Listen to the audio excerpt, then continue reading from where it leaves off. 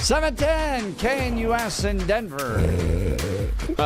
Sorry. It's been a long night. And also on AM 1460 and FM 101.1, The Answer in Colorado Springs. Good morning. All along the Front Range, this is the Jeff and Bill show where you get both sides. And I felt for Bill last night. Thank you so much.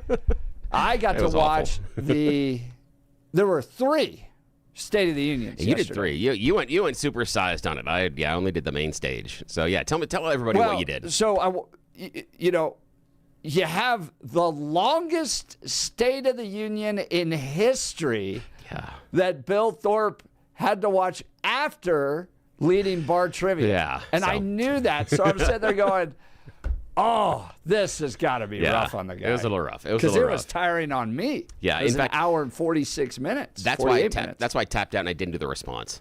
Because I'm like, oh, the Ice Queen? Yeah, I'm just like, this is normally just the B team that is trying to get attention. I don't care. Oh, boy. And they had, it sounded like applause tracks in hers. That sounds appropriate. So, right. Sounds or at appropriate. least it was like highly coordinated in the audience. Yeah, right? the other Where part someone told him to stop. Why would you have an audience assembled at that type of a thing? I mean, normally it's done in a singular location, etc. And it's someone they're trying to groom for a larger presentation on the stage. Both sides do it. Why do the fake laugh track? But if they went with like the Seinfeld sitcom laugh track or something like that, then I'm okay. Then it's like, some applause and occasionally some laughs and okay, fine. It was Washington, D.C. on full display last night. Not only did you have the highly produced mega State of the Union, the longest one in history, it was incredible. It was the best one, probably one of the best I've ever seen in my entire life.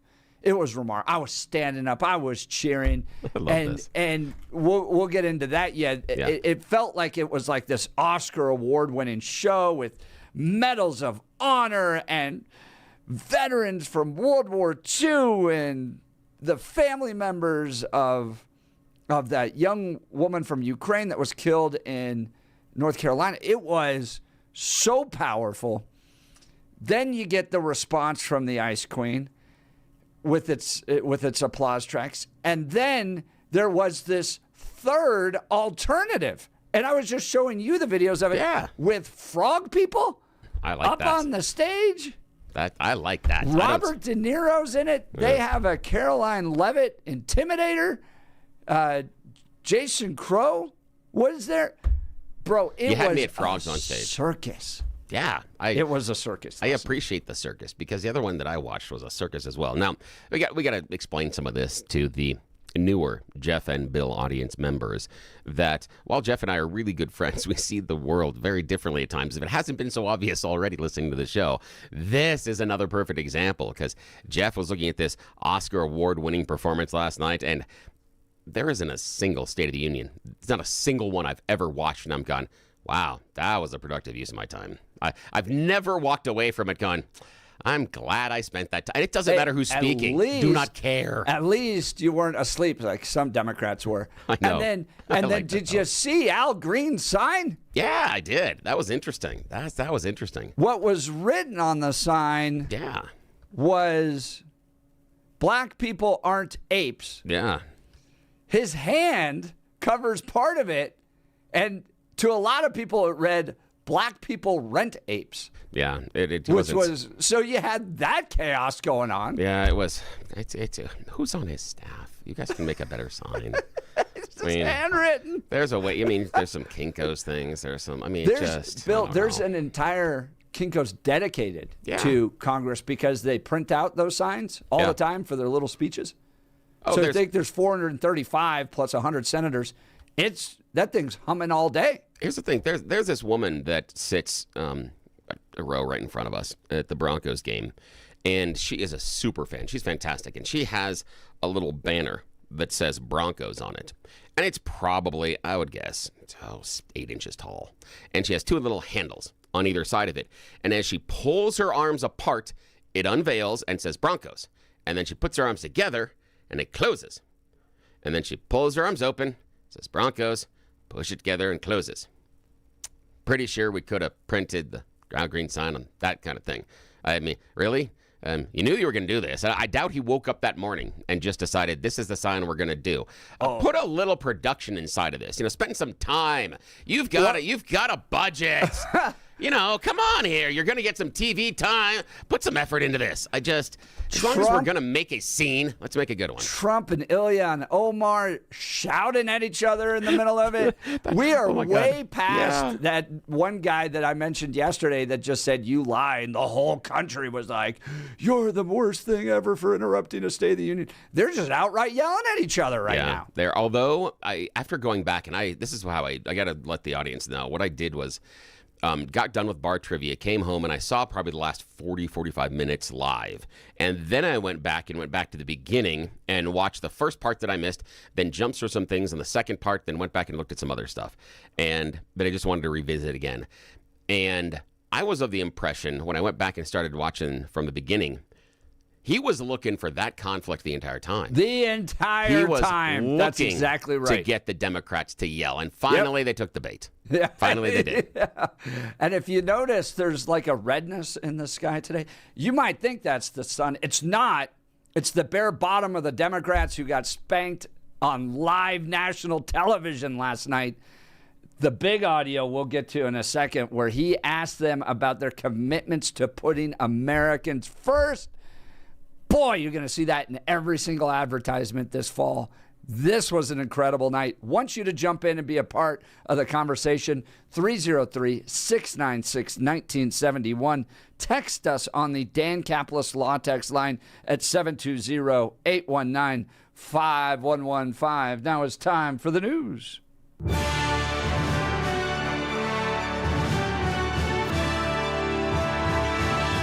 Blake Olson, news and comment. Hey, good Wednesday morning. 45 and partly cloudy in Denver. 46 in the Springs, expecting highs in the upper 60s today. News sponsored by Pastor Camp Heating and Air Conditioning. For a new home heating and cooling system, contact your Lennox dealer, Pastor Camp Heating and Air Conditioning at pastorcamp.com. Conditions apply. See dealer for details. Our top story. These people are crazy. I'm telling you, they're crazy. 47's State of the Union address last night, and describing Democrats, as Jeff and Billy were just talking about. It was interrupted by lefties on several occasions during his remarks on illegal immigration. DJT repeatedly heckled by Congresswomen Rashida Tlaib and Ilhan Omar, who both shouted, "You're killing Americans." It was a record-long State of the Union speech, but the left caught flat-footed. Congressional Democrats are being criticized for not rising to their feet at one point during President Trump's address. If you agree with this statement, then stand up and show your support. The first duty of the American government is to protect American citizens, not illegal aliens. There was a lot of bling in the House chamber as several service members were honored with a Purple Heart or Medal of Honor. The men's Olympic hockey team received thunderous applause as they showed off their gold medals they won on Sunday. I'm Rory O'Neill. And Democrats responding to the address by calling 47 a liar. Of course, DJT gave the medal, as you just heard, of freedom, a Medal of Freedom, to goalie Connor Hellebuck. Here with us tonight is a group of winners who just made the entire nation proud. The men's gold medal Olympic hockey team. Come on in. Hellebuck got a little choked up during this point and during the announcement. Great athletes have gotten that, very great, the best, and I thought he deserved it. And I did take a vote, every single one of them. I said, I'm not giving it if anybody goes no, and every single one of them rapidly put up their hand. This is kind of a side note. Oh, yeah, go ahead, please. No, I was going to say the audio was killing me, the overmodulation there. I mean, come on. They knew Trump was going to yell. I mean, someone who's riding the level there, Billy. Jeez. Yeah, right? It was awful. Yeah. It was horrible. That Go ahead. Of him breathing because of how it was near the microphone. He does that. One of my favorite lines that was totally overlooked was when he just went right through it, and I was like, "Wait, did he say?" He said the Somali pirates that ransacked Minnesota. Yeah, I like that. I actually like that touch, no doubt. You know, there were some good things in there, but it was long. I was thinking about you guys, especially Billy. Oh, I loved it every tribute. minute, but it was torture for long. Billy. Yeah, no doubt. The partial government shutdown continues as Senate Democrats block funding for DHS. Tuesday's vote to advance the spending bill was 50-45. Lacking the 60 votes needed to advance, Democrats want the measure to include ICE changes that have been rejected by Republicans. 47 will hold a meeting today to discuss plans to renovate Washington Dulles Airport. He announced in December to rebuild the international airport outside Washington. Transportation Secretary Sean Duffy will be at today's meeting. A motorcyclist was killed in a crash with a box van at Union Boulevard and Woodland Hills Drive on Tuesday. Colorado Springs police say the motorcycle was heading north when the van turned left in front of it. The rider was pronounced dead at the scene despite emergency medical efforts. Impairment is not suspected, but speed remains under investigation. The U.S. Occupational Safety and Health Administration is fining 3 Weld County companies for a deadly August gas exposure. The agency announced fines against Prospect Ranch LLC, Fisk, and HD Builders on Tuesday. The fines come after 6 people died from exposure at the Prospect Valley Dairy, you may remember, near Keensburg. Each company was cited for failing to protect employees from atmospheric hazards and failing to provide proper training. The fines for all 3 companies total nearly $250,000. The Avs trade defenseman Samuel Girard and a 2028 second-round draft pick to the Penguins on Tuesday in exchange for veteran Brett Kulak. Celtics at the Nuggets tonight in Lodo. 46 in the Springs, 45 in Denver, and that is the latest. I'm Blake Olson. More of the Jeff and Bill Show ahead on News Talk 710 KNUS in Denver, and now on AM 1460 and FM 101.1, The Answer in Colorado Springs. This is where you hear both sides. We are the Jeff and Bill Show. Very mild, but also very windy conditions along the I-25 corridor today from Denver to Monument Hill down into Colorado Springs and all the way down into Pueblo. We're going to be looking at really border to border, New Mexico to the Wyoming border, strong winds along I-25 as we have powerful jet stream winds streaking from the Pacific into the Rockies. Now, this has been productive overnight. The higher mountains in northern Colorado saw good snow and will see good snow through tonight. That'll help out the snowpack, but snow levels are going to be quite high due to the very mild temperatures in the 60s today, 50s and 60s tomorrow, then well into the 60s for Friday and Saturday as temperatures are going to stay well above average into the weekend.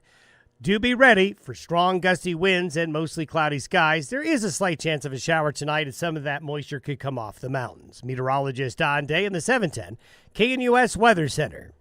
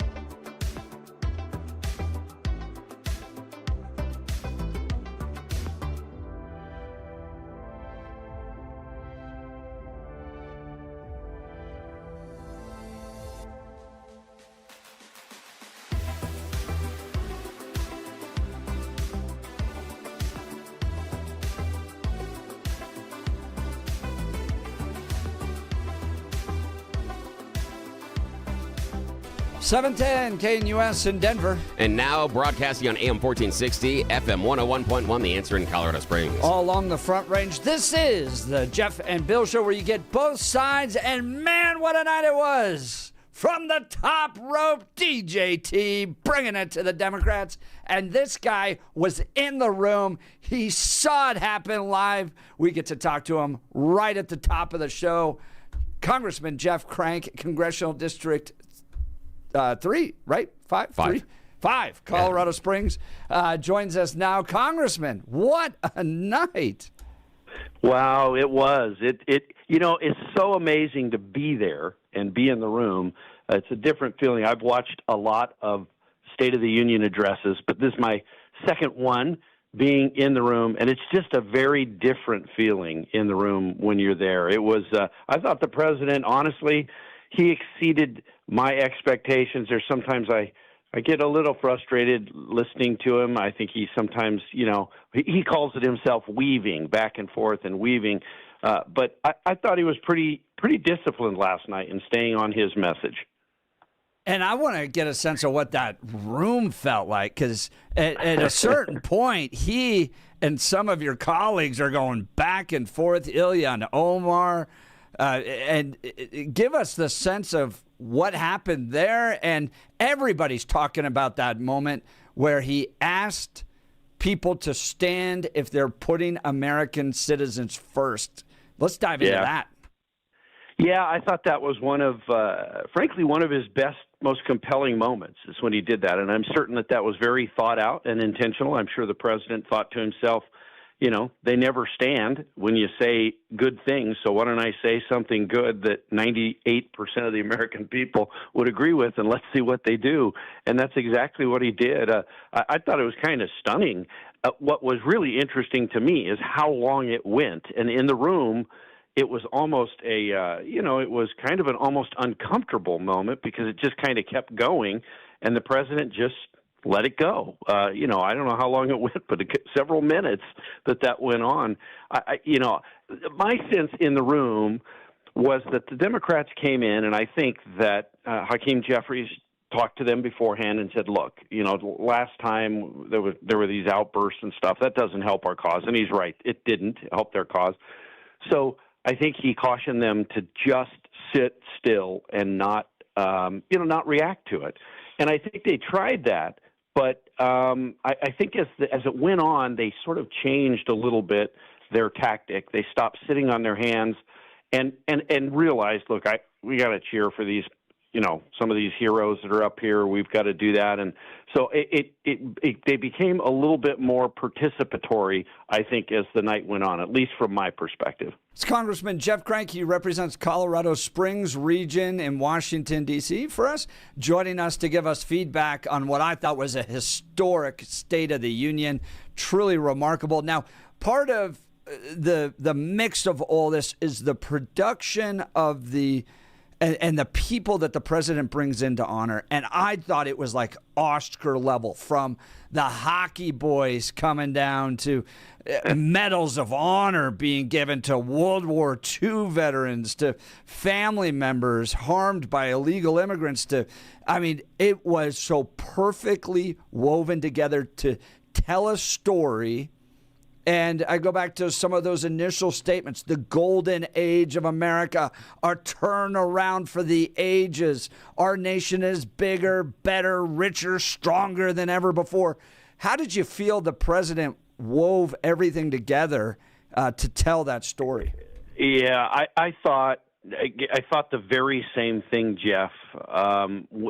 After, it was kind of my initial thought afterwards is, I think Ronald Reagan, was the great communicator, right? And he was so good at the delivery of the written word. He just was incredible at that. I think, better than this president even at the delivery of the written word. But we never would have imagined Ronald Reagan or Jimmy Carter or George Bush or any of them, bringing these people, like the doors opening up and, the uncle walking through from Venezuela, and seeing his granddaughter there or his niece there.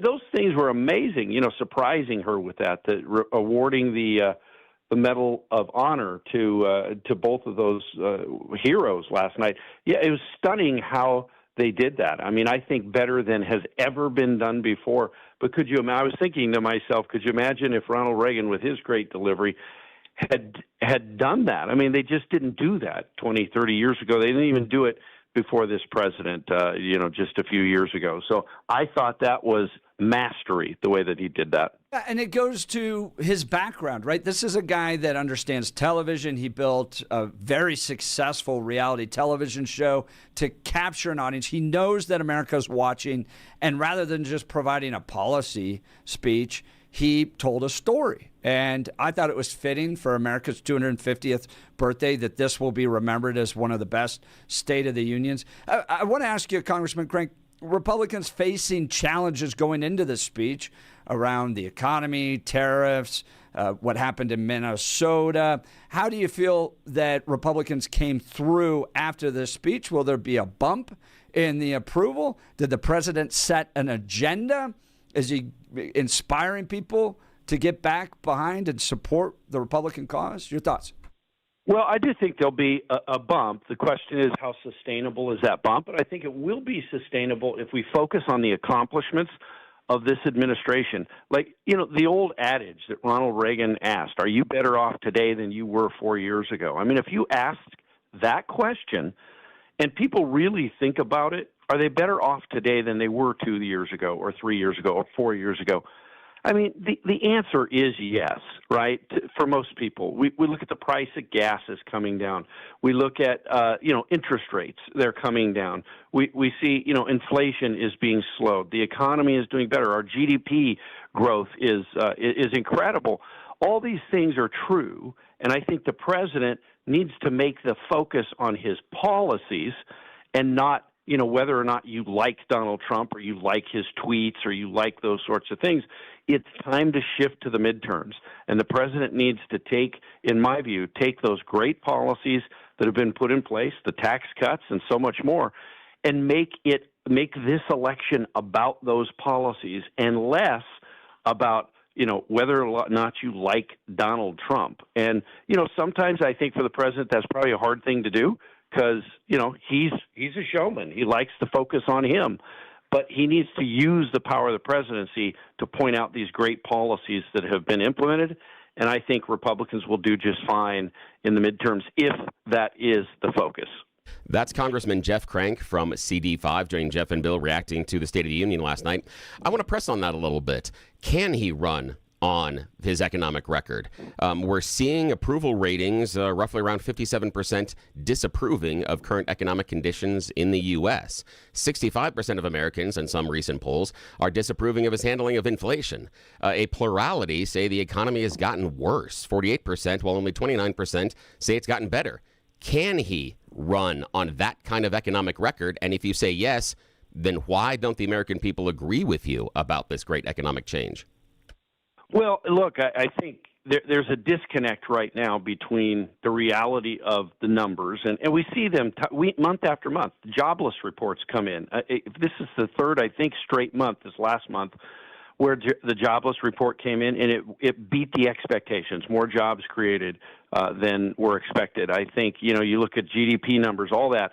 All the numbers are there that are showing that that the economy is improving.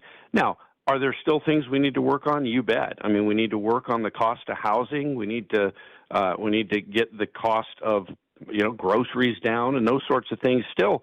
But I do think that the reality is those things are true. But there is a disconnect, and I do think part of it has to deal with do people like the president personally, or do they not like the president personally? And I think, if you like him personally, you like his policies. If you don't like him personally, you don't like his policies.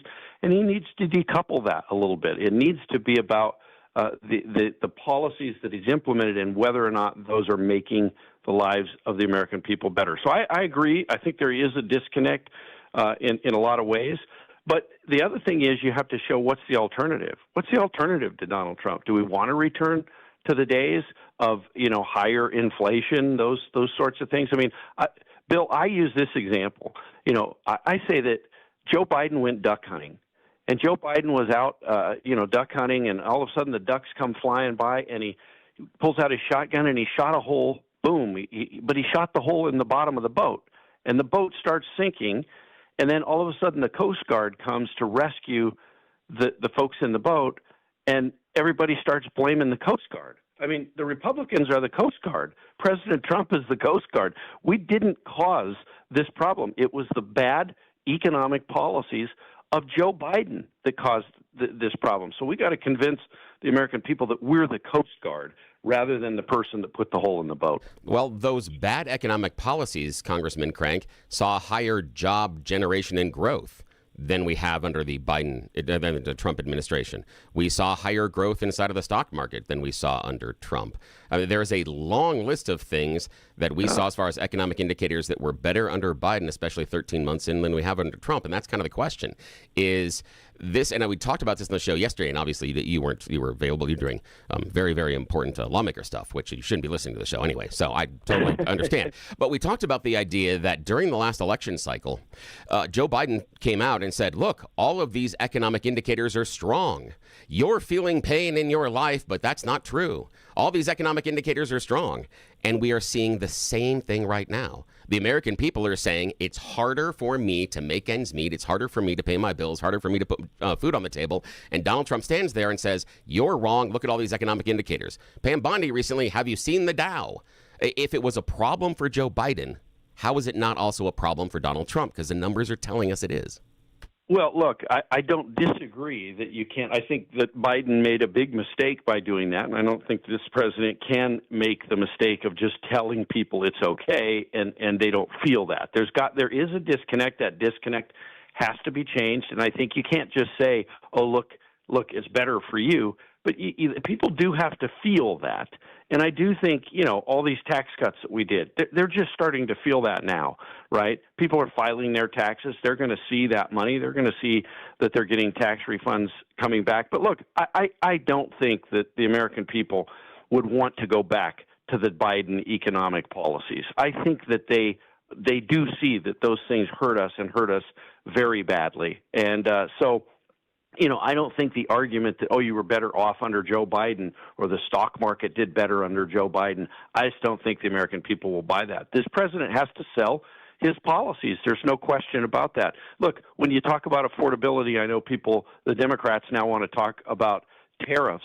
And we can sit and talk about whether tariffs are a good thing or a bad thing. But I can tell you, these are people who wanted to every one of my colleagues on the other side of the aisle voted against a $4.5 trillion tax cut package, which means they voted for a $4.5 trillion tax increase.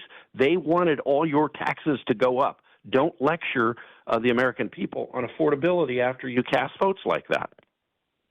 Congressman Jeff Crank, representing Colorado Springs in Washington, D.C., giving us a live perspective on last night's historic State of the Union address. Now, Congressman, I haven't asked you this, or I haven't previewed this question with you, so you could tell me it's inappropriate. But in the Denver Post, they said that Congressman Crank did not respond to who his guest was at last night's State of the Union.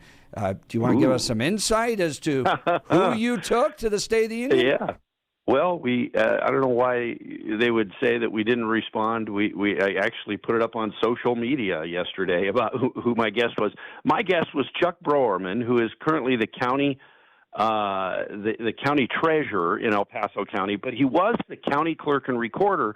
And a couple of the great things that he did as county clerk and recorder is he was the very first clerk to open an office on Fort Carson itself, on the military base itself, to help our men and women in the military and their families vote, register their car, those sorts of things. But Chuck's also gone to the Colorado State Legislature and testified on the importance of voter ID. And, of course, the president talked last night about the Save America Act and how important that is. And so I thought it would be a great idea to kind of showcase that you can, one, these are the people we ought to protect. It almost goes to the question that the president asked last night. Is it, what's our top priority? Is it the American people or is it illegals? What's our priority? Is it helping us, military members and their families vote? Or is it, letting illegals vote because we don't have voter ID? So I brought Chuck, and he sat. I think he sat up there for about 2 hours waiting for the speech to start, and then 2 more. I told him don't drink a lot of sodas before you come into the chamber. So I think he got through. It was an amazing evening, and to be able to kick off our show this morning with feedback from somebody that was live in the room is a great benefit to our listeners. Representative Jeff Crank, thank you for your time this morning, sir. Hey, thank you, guys. First, let me just finish with this. It's such an honor to be in that chamber and see that. And, I know so many millions watched that last night. To watch it live is just really a special treat. And I'm honored to be there and do that. So thanks for your time this morning and letting me explain it a little bit as well. You can follow Jeff on so X at x.com/Jeff Crank, x.com/Jeff Crank, representing the good people of Colorado Springs in Washington, D.C. All right, we'd love to hear from you. You heard Congressman Crank's perspective? We want to hear yours. Give us a call at 303-696-1971. Text us on the Dan Caplis Law Text line at 720-819-5115. More of the Jeff and Bill Show to come. News Talk 710 KNUS in Denver. And now on AM 1460, FM 101.1, The Answer in Colorado Springs. This is where we get to hear both sides. I'm going to grab that phone call. We'll be right back. This is the Jeff and Bill Show.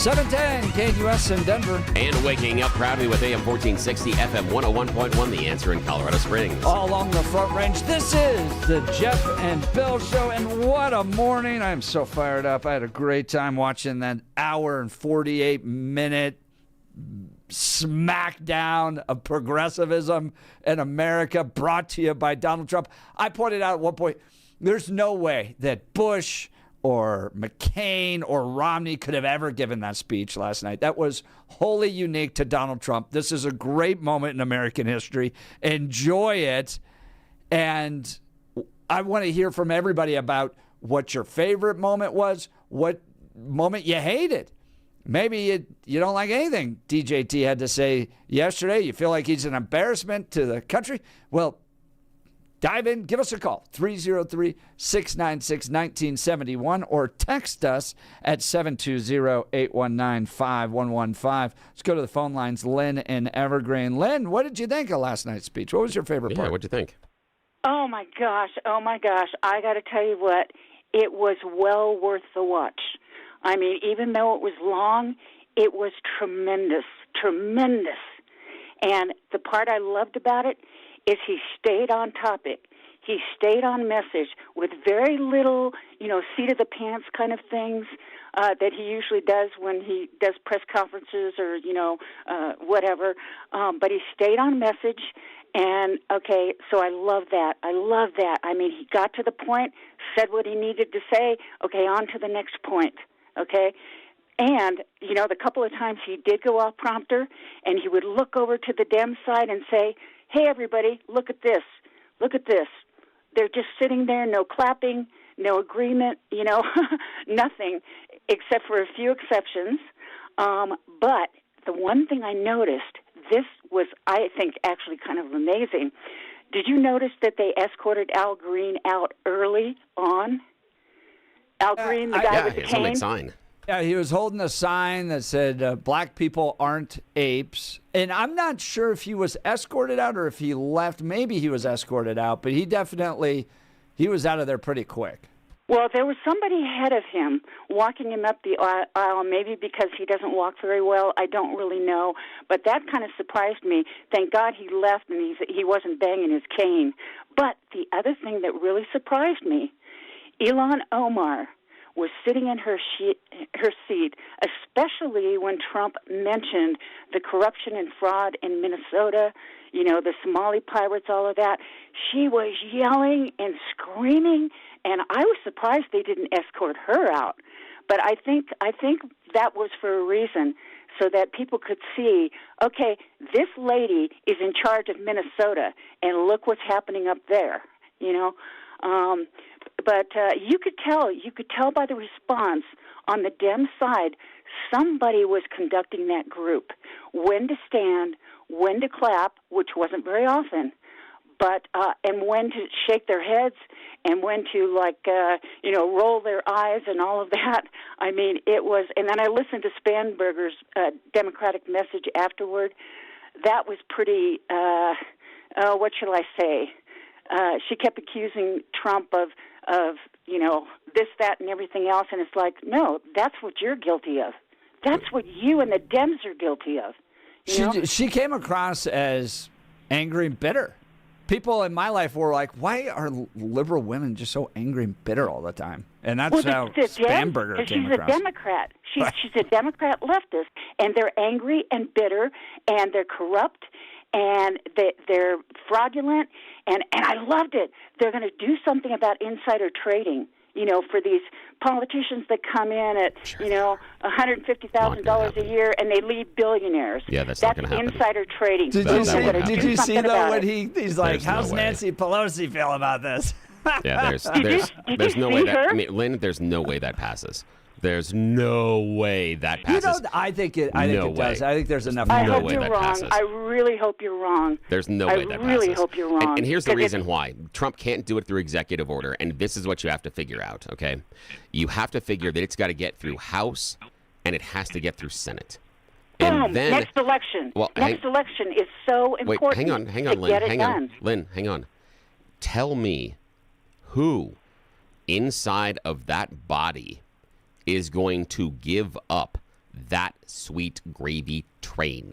You will have only you will the have, honest ones. Well, only the honest ones. No. I guess I doubt. If you're going to say just the honest ones, then we can just say right now that I would say that 98% of Congress, regardless of party, is corrupt. If that's going to be the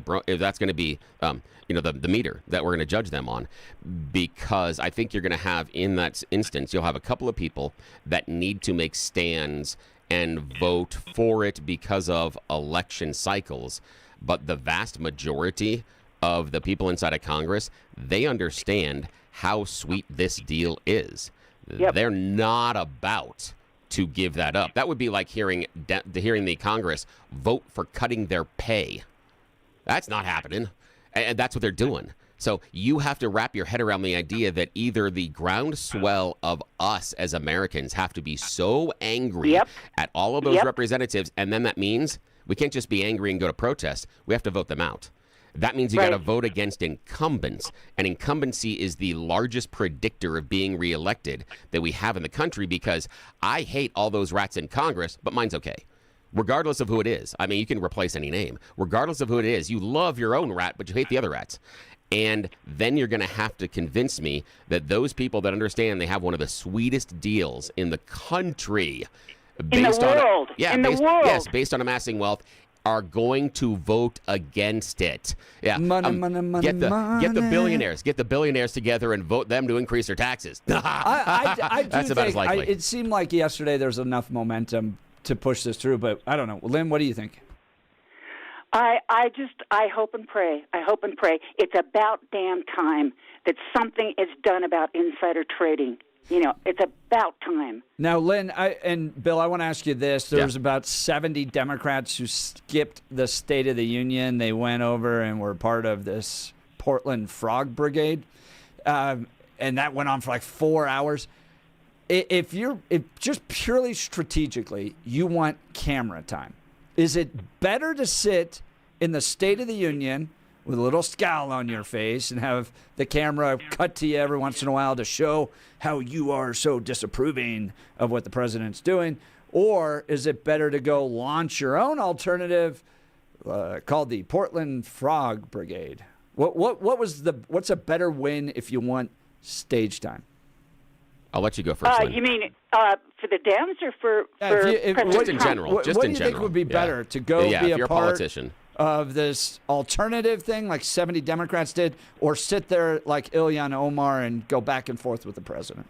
Well, I only heard about the 70 Democrats that weren't going to show up and they were going to get out and protest.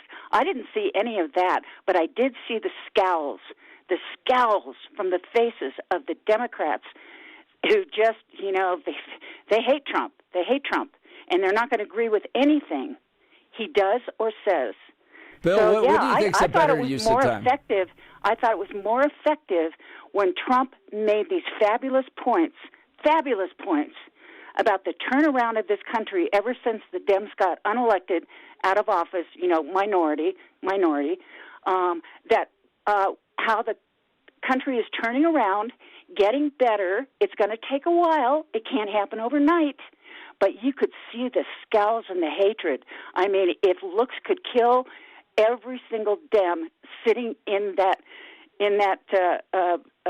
atrium, I mean, they were trying to kill Trump with their eyes. Yeah. Now, Lynn, I would. Yeah, it's. I would throw out, when you're talking about that Donald Trump's turning around the country and it's going to take time. That wasn't his promise. I mean, it's odd how quickly MAGA has memory hold that, because he ran on the idea that I'm turning around day one. Prices are dropping day one. He told us we were entering a great American golden age last year in April. I'm not sure how many people would vote that we're in the golden age right now. How many people listening to the Jeff and Bill show feel their budget and their personal lives are entering a golden age? I doubt we get to 50. I will tell you what. My retirement accounts are exploding. They are exploding. Yeah. Yeah, 401k has gone up as far as stock market, but the stock market growths right now aren't as large. Record highs in the last year. All right, Lynn, we got to get to a break. Yeah, the debate will continue. Thank you, Lynn. Appreciate it. Her phone line's open, 303 Can I answer the question about which one we go to first? Yeah, because Jason Crow speaks at this alternative thing. Ilhan Omar gets the shout back and forth with the president. What's a win in your mind? I'll make it quick. If you thought that it was a win for TPUSA to do the alternative Super Bowl halftime show, then it's a win to do an alternative State of the Union. I thought both were stupid. I think both are still stupid. But That's you like my the opinion. frogs. Oh, I love the frogs. I think frogs are fantastic. But what they did was dumb. I love the frogs on stage. That's much more entertaining. 4 hours, Yeah. and they had a Carolyn Levitt impersonator and Robert De Niro. Again- It was like if hell is having to be around Democrat, that's what it looks like Yeah. in my mind. It's the thing for me is I love the frogs. I love the presentation of it, but stupid. Dumb. Bring And the excuse was frogs stupid. into the State of the Union. All right, we'll continue. We got You Choose the News coming up. You're listening to the Jeff and Bill Show, News Talk 710, KNUS in Denver. And now on AM 1460, FM 101.1, The Answer in Colorado Springs. This is where you get to hear both sides. The funny stuff is next. This is the Jeff and Bill Show.